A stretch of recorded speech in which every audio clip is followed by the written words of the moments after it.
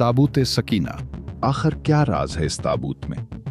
कैसे बनी इसराइल जलील होकर ताबूत सकीना खो बैठे? ताकतवर बादशाह जालूत ने बनी इसराइल को शिकस्त देकर ताबूत सकीना छीन कौन लिया। आगे बढ़ेगा? दुश्मन का सामना कौन करेगा?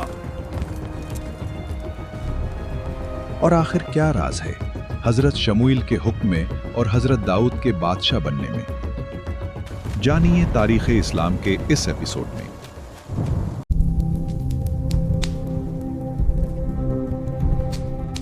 बनी इसराइल कुछ अरसे तक सीधे रास्ते पर कायम रहे, जो हजरत मूसा अलैहिस्सलाम के बाद का जमाना था। लेकिन मौका मिलते ही, खास तौर पर जब कोई नबी मौजूद न होता, वो तौरात के अहकाम को अपनी ख्वाहिशात के मुताबिक बदल देते थे। ये खुदा का हुक्म है, हमें उसकी पाबंदी करनी चाहिए। नहीं, हमारी ख्वाहिशात ज्यादा अहम हैं। हत्ता कि उनमें से कुछ ने बुत परस्ती भी शुरू कर दी। बनी इसराइल चरवाहे के बगैर बकरियों की तरह बिखरे हुए थे। यहाँ तक कि अल्लाह ने उनके पास एक नबी भेजा जिसका नाम शमवील सामुएल था।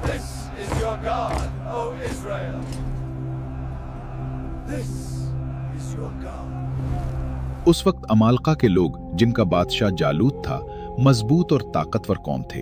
वो मिस्र से लेकर शाम तक के इलाके पर हुकूमत करते थे। अल्लाह ने जालूत को बनी इसराइल के लिए आजमाइश बनाकर भेजा था।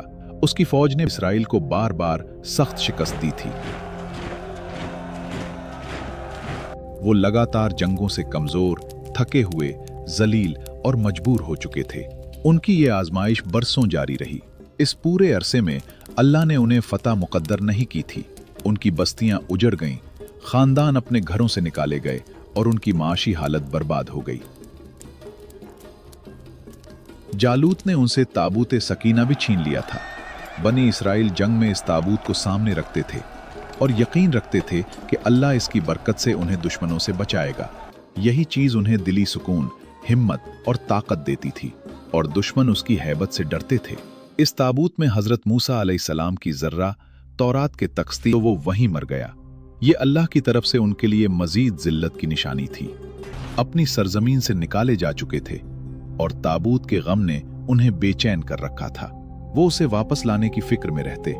जालूत ने तौरात की जल्दें भी कब्जे में ले ली और सिर्फ चंद लोग बाकी रह गए थे जिनको वो मुकम्मल तौर पर याद थी। बनी इसराइल दोबारा इसी तरह रहने लगे जैसे चरवाहे के बगैर जानवरों का रेवड़। फिर अल्लाह ने उनके लिए नबी शमवील को भेजा। उस वक्त उनके मुख्तलिफ कबीलों में नबूवत रुक चुकी थी और सिर्फ एक हामिला औरत बाकी थी जो हजरत लूही की नस्ल से थी। नबी इसी नस्ल में आते थे। इस औरत का शौहर मारा जा चुका था, तो बनी इसराइल ने उसे एक घर में रखा ताकि अल्लाह उसे बेटा दे जो उनका नबी हो। वो औरत भी मुसलसल दुआ करती रहती कि अल्लाह उसे बेटा अता करे। अल्लाह ने उसकी दुआ कबूल की और उसे बेटा दिया, जिसका नाम उसने शमवील रखा। कुछ लोग कहते थे उसका नाम शमून था। तारीख की किताबों में लिखा है कि हजरत यूशा अलैहिस्सलाम और हजरत शमवील अलैहिस्सलाम के दरमियान 460 साल का फासला था। जब वो बच्चा बड़ा हुआ तो अल्लाह ने उसे नेक, सालेह और हिदायत याफ्ता बना दिया। जब वो उम्र नबूवत को पहुंचा तो अल्लाह ने उसे वही दी और हुक्म दिया कि वो अपनी कौम को अल्लाह की तरफ और उसकी तौहीद की तरफ बुलाए। ऐ मेरी कौम, अल्लाह की तरफ पलट आओ, हक की राह इख्तियार करो और इन बुराइयों से बचो जो तुम्हें हलाक। उनका हाल ये था कि मुसलसल जंगों, दुश्मनों के हमलों और कमजोरियों ने उन्हें थका दिया था। उन्होंने नबी शमवील से कहा कि हमारे लिए एक बादशाह मुकर्रर करें ताकि हम एक क़यादत के तहत मुत्तहिद होकर अपने दुश्मनों से लड़ सकें। शमवील अलैहिस्सलाम अपनी कौम की कमजोरियां और उनकी तारीख जानते थे। उन्होंने पूछा, अगर अल्लाह की तरफ से तुम पर जंग फर्ज कर दी गई तो क्या तुम वाकई लड़ोगे? उन्होंने हैरत से जवाब दिया, हम अल्लाह की राह में क्यों न लड़ेंगे जब हमें घरों से निकाला गया है और हमारे बेटों को हमसे जुदा कर दिया गया है। वो अपने जुल्म और जुदाई का हाल बयान करके हैरान थे कि शमवील ये सवाल क्यों कर रहे हैं। शमवील अलैहिस्सलाम ने अल्लाह से दुआ की। अल्लाह ने वही के जरिए हुक्म दिया कि बनी इसराइल के लिए तालूत सावुल को बादशाह मुकर्रर किया जाए। तालूत एक आजिज, नेक और मेहरबान किसान था। अल्लाह ने उसे उसकी दीनदारी, जिस्मानी ताकत, इल्म और हिकमत की वजह से बादशाह मुंतखब किया ताकि वो बनी इसराइल की फौज की क़यादत करे। अल्लाह ताला फरमाता है, क्या तुमने बनी इसराइल के उस गिरोह के बारे में नहीं सोचा जो मूसा के बाद आया, जब उन्होंने अपने एक नबी से कहा, हमारे लिए एक बादशाह मुकर्रर कर दीजिए, हम अल्लाह की राह में जिहाद करेंगे। नबी ने पूछा, क्या तुम जंग फर्ज कर दी जाए तो फिर लड़ाई से पीछे हट जाओगे? उन्होंने जवाब दिया, हम अल्लाह की राह में क्यों ना लड़ें, जबकि हमें अपने घरों से निकाल दिया गया और हमारे बच्चों को हमसे जुदा कर दिया गया। फिर उनके नबी शमून ने उन्हें बताया, अल्लाह ने तुम पर तालूत को बादशाह बना दिया है।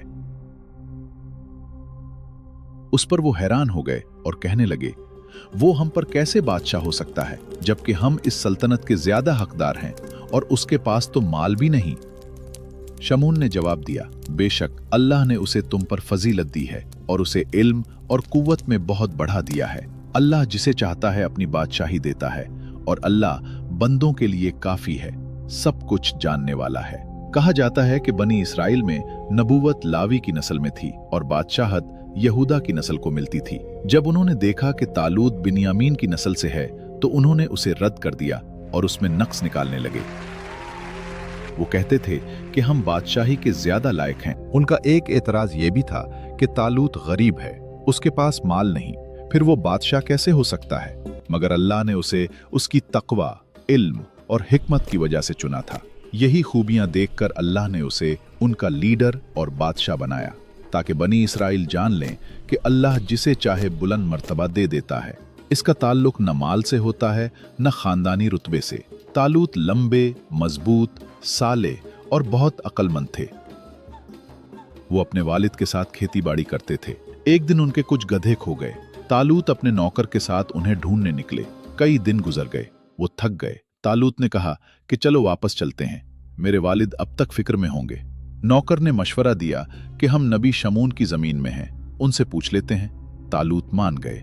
रास्ते में उन्होंने पानी भरने वाली कुछ लड़कियों से रास्ता पूछा। उन्होंने पहाड़ी की तरफ इशारा किया। वहां एक बड़ी भीड़ नबी शमून का इंतजार कर रही थी। जैसे ही तालूत की नजर उन पर पड़ी, वो समझ गए कि यही अल्लाह के नबी हैं और नबी भी उन्हें देखकर पहचान गए कि यही वो शख्स है जिसे अल्लाह ने उनका बादशाह चुना है। तालूत ने अदब से सलाम किया। जब उन्होंने अपने खोए हुए गधों के बारे में पूछा तो शमून ने बताया कि फिक्र न करो, तुम्हारे गधे तुम्हारे घर वालों को मिल चुके हैं। अस्सलामु अलैकुम या नबी अल्लाह। वालेकुम अस्सलाम व रहमतुल्लाहि व बरकातुहू। फिर उन्होंने उसे खुशखबरी दी कि अल्लाह ने तुम्हें बनी इसराइल का बादशाह बनाया है। तुम्हारी जिम्मेदारी होगी कि तुम उन्हें एक झंडे के नीचे जमा करो, उनके मसाइल संभालो और उन्हें दुश्मनों से बचाओ। अगर तुम अल्लाह के हुक्म पर चलोगे तो तुम्हें फतह मिलेगी। तालूत उस इज्जत और जिम्मेदारी पर हैरान रह गई। उन्होंने कहा कि मैं तो बिन्यामीन की नस्ल से हूं, जो सबसे कम मारूफ कबीला है। ना मेरे पास माल है, ना हुकूमत का तजुर्बा। शमून ने फरमाया कि ये अल्लाह का फैसला है, तुम शुक्र करो और ईमान पर मजबूत रहो। जब बनी इसराइल को पता चला कि उन पर तालूत को बादशाह बनाया गया है तो वो नाराज हो गए। उन्हें समझाया गया कि ये उनका काम नहीं कि कौन लायक है और कौन नहीं। तालूत की शख्सियत सब पर फजीलत रखती थी और यही बात अहम थी। वो अपने बड़ों की तरह जिद पर उतर आए, जैसे मूसा के जमाने में क्या करते थे। हम तालूत को अपना सरदार कैसे मान सकते हैं? हम उस पर भरोसा नहीं करते। उन्होंने फौरन ही अल्लाह के फैसले को रद्द कर दिया और हमेशा की तरह एक निशानी का मुतालबा किया।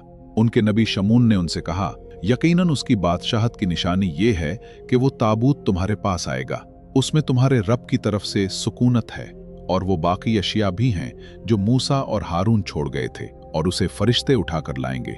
बेशक अगर तुम ईमान रखते हो तो उसमें तुम्हारे लिए एक बड़ी निशानी है। बाइबल की रिवायत में आता है कि जब दुश्मनों ने अहद का ताबूत छीन लिया तो वो उसे अपनी बस्ती में गए। उन्होंने उसे अपने बुत के पास रख दिया। अगली सुबह जब वो आए तो देखा कि ताबूत उनके बुत के सर पर रखा हुआ है। वो उसे उठाकर फिर अपनी जगह रख गए। अगली सुबह फिर वही मंजर था। जब ये वाकया बार बार हुआ तो वो समझ गए कि ये अल्लाह की तरफ से है। फिर वो उसे अपनी बस्ती से निकालकर एक और मकाम पर रखाए। उसके बाद वो मुख्तलिफ बीमारियों और तकालीफ में मुब्तला हो गए। खास तौर पर उनकी गर्दनों पर असर हुआ, लिहाजा उन्होंने ताबूत को एक जगह से दूसरी जगह मुंतकिल करना शुरू कर दिया। इस तरह वो उसे कई शहरों में घुमाते रहे। आखिरकार उन्होंने फैसला किया कि इस ताबूत को बनी इसराइल के पास वापस भेज दिया जाए। चुनाचे उन्होंने उसे एक गाड़ी में रखा, इस गाड़ी को 2 गायों के साथ बांधा और उसे वापस रवाना कर दिया। कहा जाता है कि फरिश्ते उस गाड़ी को लेकर आए और बनी इसराइल के हवाले कर दिया, जो उस वक्त ये मंजर देख रहे थे। उनके नबी ने भी यही बताया। अल्लाह बेहतर जानता है कि फरिश्तों ने उसे किस तरह लाया, मगर कुरान से ये बात वाज़ेह है कि फरिश्तों ने ही ताबूत को उठाकर पहुंचाया। इब्ने अब्बास ने कहा कि फरिश्ते आसमान और जमीन के दरमियान ताबूत को उठाए हुए नाजिल हुए, यहां तक कि उसे तालूत के सामने रख दिया, जबकि लोग देख रहे थे। ताबूत को तालूत के घर लाया गया ताकि लोग शमून की नबूवत पर ईमान लाएं और तालूत की बादशाही को कबूल करें। बादशाह बनने के बाद तालूत ने एक लश्कर तैयार किया और जालूत के खिलाफ मुहिम पर निकले। बाज रिवायात के मुताबिक बनी इसराइल में से तकरीबन 33,000 आदमी उसके साथ जमा हुए। जालूत की फौज 2,50,000 से 4 लाख तक बताई जाती है, एक बहुत ताकतवर और मुकम्मल असलहा से लैस लश्कर। तालूत ने अपने लश्कर को मजबूत ईमान और हिकमत के साथ मुनज़्ज़म करना शुरू किया। उन्होंने हुक्म दिया कि सिर्फ वो लोग शामिल हों जिन पर कोई घरेलू जिम्मेदारी ना हो। जो लोग घर बनाने में मसरूफ थे, जिनकी शादी होने वाली थी या जो तिजारत में लगे हुए थे, उन्हें शामिल होने की इजाजत न दी गई। बेहतर अंदाज में लश्कर तैयार करने के बाद उन्होंने उन्हें आजमाइश में डालने का फैसला किया। उन्होंने कहा कि रास्ते में एक दरिया आएगा, इसमें से सिर्फ इतना पानी पीना कि प्यास बुझ जाए, इससे ज्यादा नहीं। इब्ने अब्बास समेत कई उलमा ने कहा कि यह दरिया दरियाए उर्दुन था। ये अल्लाह ताला की तरफ से आजमाइश थी। जिसने ज्यादा पानी पिया वो लश्कर का हिस्सा ना बनेगा, जो सिर्फ एक चलो भर पिएगा वो तालूत के साथ रहेगा। ये बात बड़े हिस्से को समझ ना आई और उन्होंने हुक्म की खिलाफ वर्जी करते हुए खूब पानी पिया। ये वो लोग थे जो मुआशरे के मुअज़्ज़ज़ तबके से ताल्लुक रखते थे और हमेशा अक्ल के नाम पर बहस करते थे, मगर अल्लाह की इताअत में कमजोर थे। उन्होंने हुक्म तोड़ा तो फौरन कमजोर पड़ गए, थक गए और कहने लगे कि हम जालूत और उसके लश्कर का मुकाबला नहीं कर सकते। यूं बनी इसराइल की अक्सरियत ने पहले की तरह दोबारा अल्लाह के साथ किया गया वादा तोड़ दिया। अल्लाह फरमाता है कि जब उन पर लड़ाई फर्ज की गई तो वो मुंह मोड़ गए, सिवाय चंद लोगों के, और अल्लाह जालिमों को खूब जानता है। जब तालूत दरिया से पार हो गए और उनके साथ वो लोग भी थे जिन्होंने उस पर ईमान रखा था, तो कुछ लोग कहने लगे कि आज हम में जालूत और उसके लश्कर का मुकाबला करने की ताकत नहीं। लेकिन जिन लोगों को यकीन था कि उन्हें अपने रब के हुजूर जाना है, उन्होंने कहा, कितनी ही छोटी जमातें अल्लाह के हुक्म से बड़ी जमातों पर गालिब आई हैं और अल्लाह सब्र करने वालों के साथ है। कुरान यहां इस बात की तरफ तवज्जो दिलाता है कि जंग में कामयाबी सिर्फ फौज की तादाद पर नहीं, बल्कि नज़्म ज़ब्त, लीडर की इताअत, ईमान, तकवा और हक पर कायम रहने पर होती है। फतह का ताज उन फौजों के सर पर रखा जाता है जो तादाद में नहीं बल्कि ईमान और इस्तिक़लाल में बड़ी हों। कुछ रिवायात के मुताबिक जब वो लोग दरिया पार कर चुके थे तो तालूत के आदमियों की तादाद घटकर 313 रह गई थी।